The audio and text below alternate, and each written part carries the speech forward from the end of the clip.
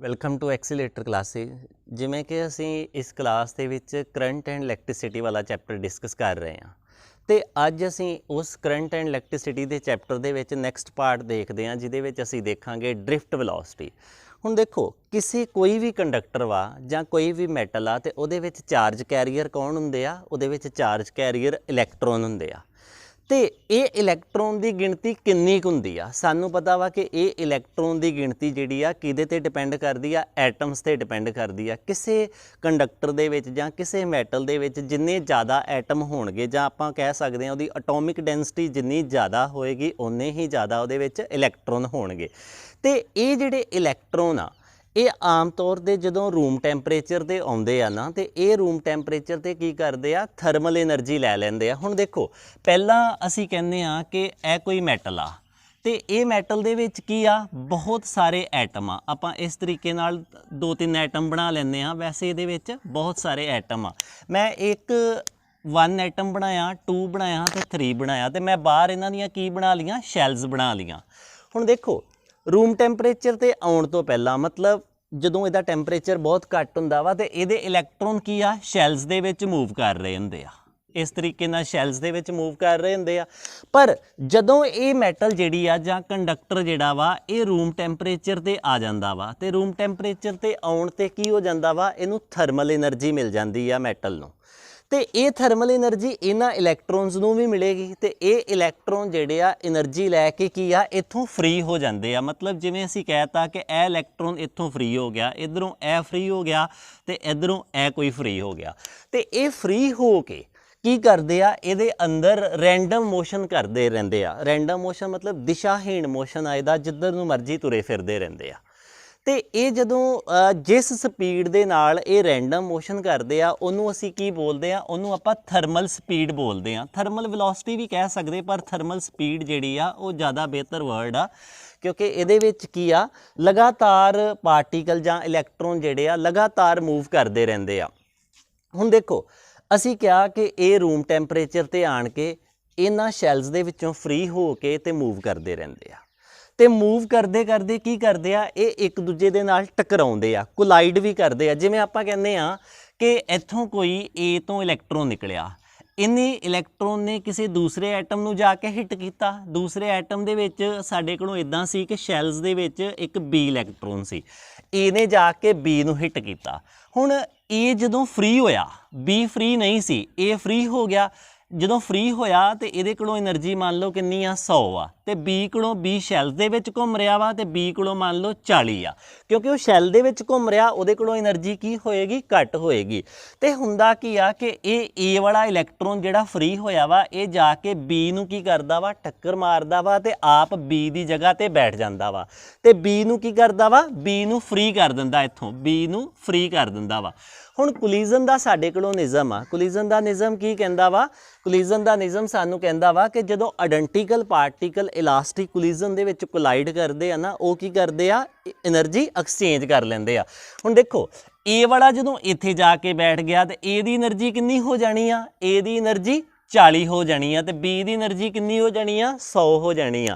तो ये बी जाके अगे किसी होर नूं हिट करदा वा, ये अगे जाके किसी होर नूं हिट करदा वा, तो ये लगातार जिहड़ी कोलिजन भी चलदी रहिंदी आ, ते इलैक्ट्रॉन फ्री भी हुंदे रहिंदे आ। ये साडा जिहड़ा वा एक मैटल जां कंडक्टर दे अंदर जिहड़ा रैंडम मोशन आ। हुण देखो, सानूं इस तरह लगदा वा कि जिवें मान लो ए वाला इलैक्ट्रॉन इत्थे जाके बी नूं हिट कीता, ए वाला जाके बी वाली जगह ते बैठ जाना, तो बी ने अगे जाके किसी नूं सी नूं हिट किया। हुण बी ने सी वाली जगह ते बैठ जाना, तो सी ने अगे जाके किसी नूं डी वाली जगह ते हिट किया। हुण देखो, इलैक्ट्रॉन जिहड़े आ वो तो आइडेंटिकल आ, सेम चार्ज आ, सेम मास आ, जां मैं इदां कह ला कि सेम शक्ल आ।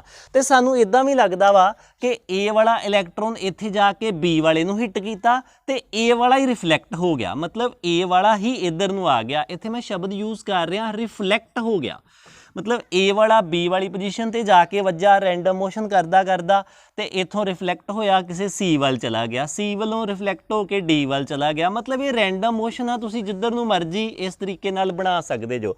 ते इस तरीके नाल ये इलैक्ट्रॉन की करदे आ, ये इलैक्ट्रॉन मैटल दे अंदर मूव करदे आ ते जिस स्पीड दे नाल करदे आ उहनूं आपां की बोलदे आ, थर्मल स्पीड बोलदे आ। ते मैटल दे अंदर बहुत सारे इलैक्ट्रॉन जिहड़े आ रैंडम मोशन कर रहे हुंदे आ ते इलैक्ट्रॉन्स दी गिणती जिहड़ी आ बहुत ज़्यादा हुंदी है। एग्जाम्पल के तौर पर असीं कॉपर की गल करिए तो कॉपर दे विच 8.5 गुणा 10 की पावर 28 इलैक्ट्रॉन पर क्यूबिक मीटर। मतलब देखो एक क्यूबिक मीटर दे विच इलैक्ट्रॉन की गिणती का ऑर्डर की आ 10 की पावर 28। मतलब बहुत सारे इलैक्ट्रॉन जिहड़े आ वो फ्रीली मूव कर रहे आ थर्मल स्पीड दे नाल। ते इस थर्मल स्पीड का साडे कोलों ऑर्डर की आ, असीं इस थर्मल वीटी जिहड़ी आ थर्मल स्पीड आ इहदा ऑर्डर साडे कोलों की आ 10 की पावर 4 तो लैके 10 की पावर 5 मीटर पर सैकेंड साडे कोलों ऑर्डर आ। मतलब इन्नी हाईली स्पीड दे नाल ये रैंडम मोशन करते रहंदे आ ते एक दूजे दे नाल ये की करदे आ कोलाइड करते रहंदे आ। हुण आपां जेकर कहिए कि ये इन्नी हाई स्पीड दे नाल मूव करदे आ 10 की पावर 4 जां 10 की पावर 5 मीटर पर सैकेंड दे नाल ते इन्नी स्पीड दे नाल मूव करदे करदे ये जिहड़े इलैक्ट्रॉन आ ये इस मैटल का सरफेस क्यों नहीं छड्ड दिंदे, मतलब बाहर क्यों नहीं आ जाते। देखो बाहर क्यों नहीं आते, इसदा कारण की आ। सानू पता वा कि जदों ये हाईली स्पीड दे नाल मूव करते आ ना तो ये की आ एक दूजे दे नाल टकराउंदे रहंदे आ। हुण मैं कहना वा कि मान लो कि एक इलैक्ट्रॉन हाईली स्पीड दे नाल मूव करदा करदा बाहर आ गया तो जदों बाहर आ गया तो बाहर आउण तो पहलां इस मैटल ते कितना चार्ज सी, 0 चार्ज सी। ते जे एक इलैक्ट्रॉन बाहर आ गया तो मैटल ते कितना चार्ज हो जाना, मैटल ते पॉजिटिव चार्ज हो जाना, पॉजिटिव ई। ते इलैक्ट्रॉन ते कितना चार्ज आ, सानू पता इलैक्ट्रॉन ते -E आ। ते जे असी सोचीए कि एक इलैक्ट्रॉन बाहर आ जाता वा तो उस वेले की हो जाना वा, उस वेले इस इलैक्ट्रॉन इहदे ते पॉजिटिव चार्ज इहदे ते नैगेटिव चार्ज इन्हां दोनां दे विच की आ कूलम फोर्स डिवैलप हो जानी आ। ते कूलम फोर्स डिवैलप होने दे नाल की हो जाना वा, ये इलैक्ट्रॉन जिहड़ा वा ये बाहर जा ही नहीं सकता। मतलब जे बाहर जाने की कोशिश भी करेगा ना तो कूलम फोर्स की करेगी, इनू अंदर रखेगी। हुण देखो मैं इत्थे ये गल भी नहीं कहंदा कि ये इलैक्ट्रॉन बाहर जा ही नहीं सकता। हाँ जा सकता वा जे ये कूलम फोर्स नू डोमीनेट कर ले। क्योंकि असीं जदों फोटो इलैक्ट्रिक इफैक्ट पढ़ते हैं तो फोटो इलैक्ट्रिक इफैक्ट दे विच असीं देखते हैं कि मैटल दे विचों जिहड़े इलैक्ट्रॉन आ वो बाहर आ जाते आ। पर इत्थे अजे असीं ये कंसीडर नहीं करना, अजे असीं यही कंसीडर करना वा कि ये जिहड़े इलैक्ट्रॉन आ ये कित्थे आ, ये सिर्फ मैटल शीट दे अंदर ही मूव करते रहंदे आ। हुण देखो जदों ये इलैक्ट्रॉन अंदर मूव करते आ तो असीं इदां मान लैंदे आ कि ये इलैक्ट्रॉन एक इलैक्ट्रॉन इधर नूं जा रहा सी, कोई इलैक्ट्रॉन इधर नूं जा रहा सी, कोई इलैक्ट्रॉन इधर नूं जा रहा सी, क्योंकि ये अंदर बहुत सारे इलैक्ट्रॉन आ। ते असीं इहदे ते की कीता, असीं इहदे ते फील्ड लगाता, इधर पॉजिटिव ते इधर नैगेटिव। ते जदों पॉजिटिव नैगेटिव फील्ड लगावांगे तो की होएगा, ये इलैक्ट्रॉन जिहड़े आ ये पॉजिटिव टर्मीनल वाल अट्रैक्ट होणगे।